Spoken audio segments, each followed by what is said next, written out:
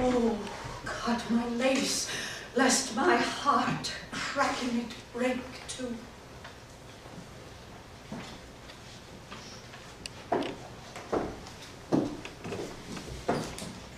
Oh,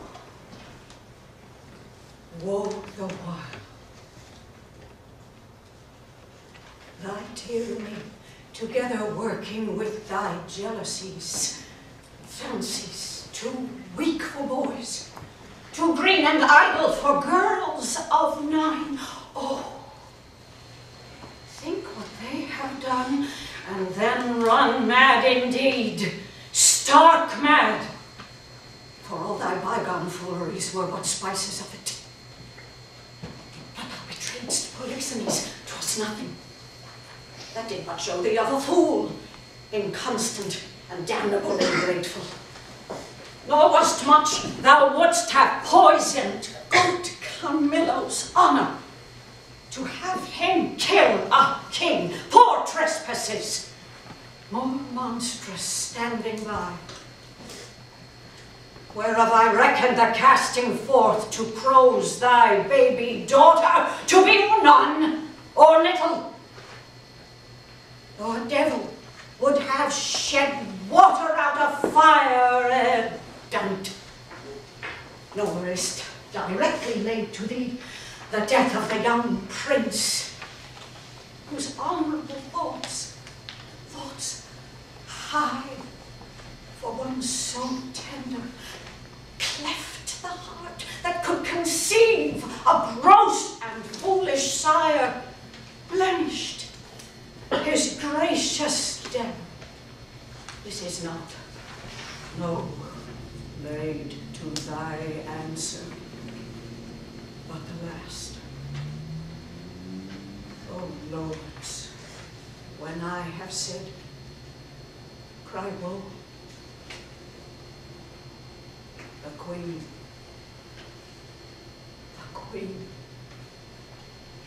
the sweetest, dearest creature's dead, and vengeance fort not dropped down yet. But hear me, O thou tyrant. Do not repent these things, for they are heavier than all thy woes can stir. Therefore betake thee to nothing but despair, 1,000 knees, 10,000 years together, naked, fasting upon a barren mountain and still winter, in storm perpetual, could not move the gods to look that way.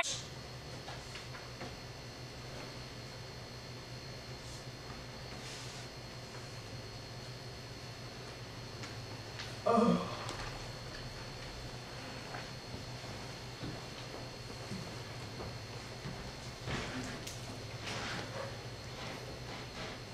I do repent. For the boldness of my speech, I have showed too much the rashness of a woman. He is touched to the noble heart. What's gone and what's past help should be past grief. Do not receive affliction at my petition. I beseech you, rather. Let me be punished that have minded you of what you should forget. Now, good my liege, sir, royal sir, forgive a foolish woman. The love I bore your queen, no fool again. I'll speak of her no more,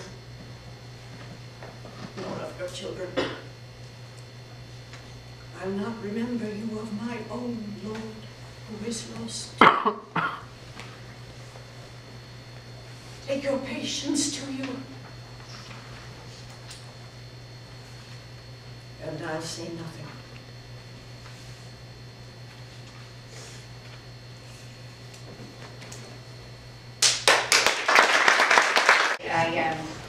I chose this I chose this speech because I discovered Shakespeare way too late in life, and so have had the opportunity to do very little of it in my career.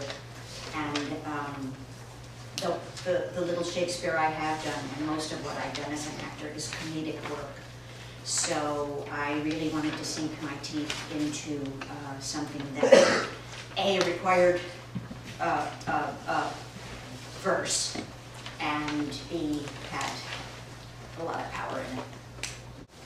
And then just like look in your eyes, like I really believe that you were angry and sorrowful and all those things. And just like your speech pattern and your facial expressions, like you're really in character. You weren't yourself. And that was very powerful. Yeah. Also, like the way you used your tone of voice and how you got really, really quiet when you said that the queen is dead, and then like we were like trying to like hang on to every word and like really stretching to like hear what you're saying. It like really made us engaged in what you're saying. Yeah, in that same regard, what struck me the most was the restraint that you used in your character. When you really were able to contain yourself and then really bring it out on those bigger moments. How do you practice that as an actress?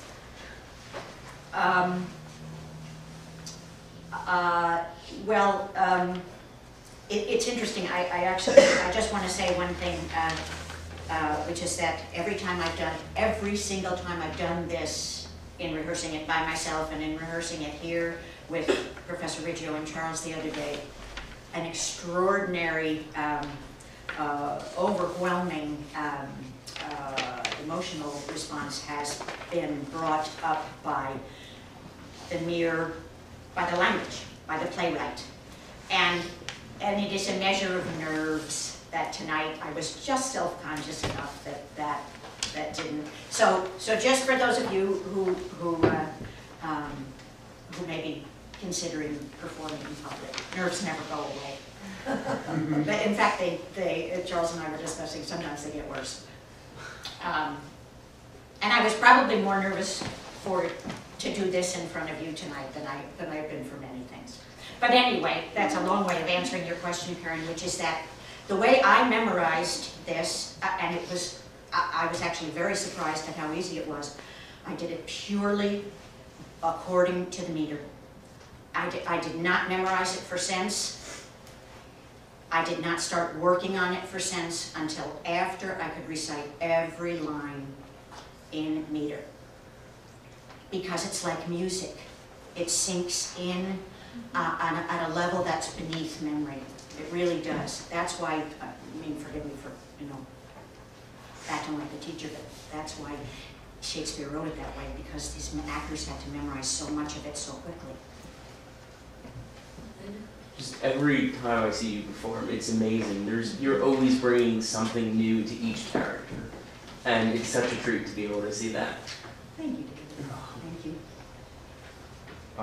Why black? Because I really didn't have anything else elegant to wear. I come to class in my sweatpants most of the time, and so I had to dig out an actual dress, and this is what I got. It's also the queen has died, so there's a justification for it. Based on your contributions to class throughout the semester, I probably had the highest expectations for you. Not that my opinion matters, but I thought that you exceeded them. Especially when you got angry during the speech, I really felt like I did something wrong or something. It was very, very believable, and you're very talented. Thank you so much. And your opinion counts for a great deal. Thank you. Thank you very much. I just want to ask, how do you dig up those emotions, to put it into this character? I always say that I teach acting to young kids, and I always say that 7/8 of the job is done if you just pay attention to what the playwright is telling you, to what information is in the text. 7/8 of the work. Of course, it's a little easier when it's a great playwright, but the other